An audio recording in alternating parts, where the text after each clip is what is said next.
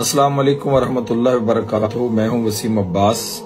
मैं आज बात करना चाह रहा हूं अपने मोहतरम मुसलमान बहन और भाइयों से रमजानुल मुबारक और रोजा की इफ्तारी के वक्त के हवाले से।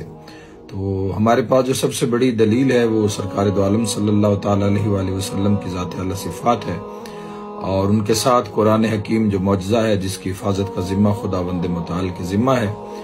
तो उसमें हुक्म होता है वातिमुस्सियाम इलल लैल, और तमाम करो रोजे को इलल लैल, रात तक पूरा करना है। सरकार दो आलम सल्लल्लाहु ताला अलैहि वसल्लम ने भी पूरी जिंदगी में रोजे को जब इफ्तार करने का वक्त हुआ तो बादशाह ने सबसे पहले नमाज मगरिब को अदा किया और नमाज मगरिब के बाद जाकर सरकार दो आलम सल्लल्लाहु ताला अलैहि वसल्लम रोजे को इफ्तार फरमाया करते थे।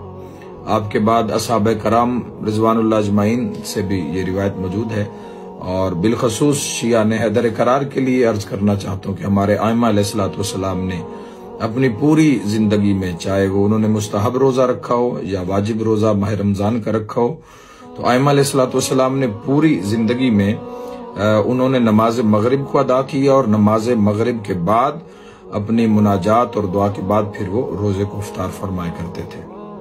तो आजकल मैं देख रहा हूं, बल्कि आप सभी देख रहे हैं कि जब हमारे बिरादरान, हमारे मोहतरम जो भाई अहले सुन्नत है, जब उनका रोजा इफ्तार हो जाता है तो उससे ठीक 10 मिनट बाद, 8 मिनट बाद, 15 मिनट बाद आप देखते हैं कि हम रोजा इफ्तार, लोग अक्सरियत जो है हमारी शियान हैदर करार की, वो रोजे को इफ्तार कर रही है। तो ये ऐसा नहीं है, आपने रात तक इसको मुकम्मल करना है। रात तक जब आप नमाज मगरिबैन पढ़ते हैं, अपने टाइम पे जब आपकी अजान मगरिब का वक्त होता है तो आप नमाज पढ़ते हैं और नमाज के बाद आप जब 3 रकात नमाज के बाद आप तस्बीहात पढ़ते हैं तो उसके बाद दुआ मांगने के बाद तक तकरीबन वो वक्त शामिल हो जाता है। और रात की जो निशानी सरकार इब्राहिम अलैहिस्सलाम के हवाले से कुरान मजीद में मौजूद है तो वो ये है कि आप रोजे को पूरा करें जब तारा नजर आ जाए। रात की निशानी जब सितारा नजर आ जाए। लेकिन फिर भी आप बिना बरेतियात, हजरत इमाम अली बिन मूसा रिजा अलैहिस्सलाम से पूछा गया कि आप जब रोजे की इफ्तारी का वक्त होता है तो आप सबसे पहले नमाज अदा फरमाते हैं। तो इमाम अलैहिस्सलाम ने फरमाया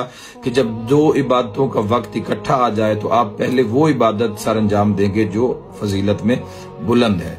चूंकि नमाज बुलंद है, अफजल है रोजा से, इबादत में सबसे अहम इबादत है नमाज, तो इसलिए हम पहले नमाज और रोजे का वक्त इकट्ठा हो जाता है तो मौला ने फरमाया हम पहले नमाज को अदा करते हैं और उसके बाद हम रोजा को इफ्तार करते हैं।